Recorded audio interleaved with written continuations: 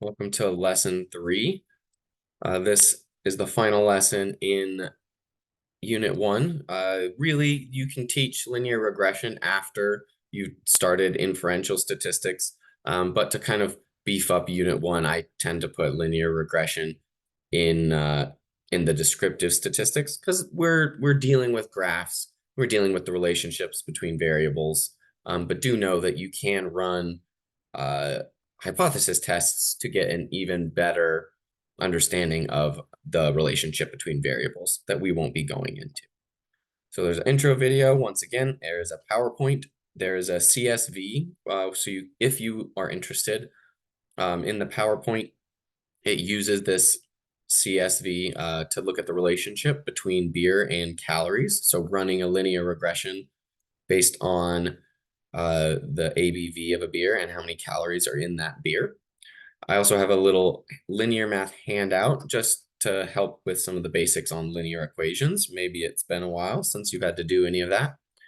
And that's going to be the review in the beginning section, linear equations. So how do we interpret the slope and the y-intercept? How do I know how to graph these equations? Point slope form, y equals mx plus b. So watch all of the videos.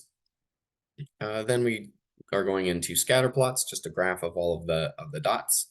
And finally, the linear regression equation. I won't make you calculate this by hand, but it's important to see where it comes from so you can understand, the calculations that are happening kind of in the background. So we get a linear regression.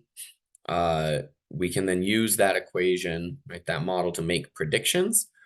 So we can discuss when we should and should not be using a model based on the linear or the correlation coefficient, and then the data with which our model was created. So interpolation versus extrapolation is, are we making predictions close to our values or outside of our values? You can create your scatter plots on a TI-84 on Microsoft Excel or within CodeApp. So inside your lesson 3, there's a link to CodeApp and a video. Any of those is going to be allowed. It might be easiest for your homework to use CodeApp on the linear regression piece, but again, you use what is most comfortable with you. Let me know if you have questions, and I'll see you in lesson 4.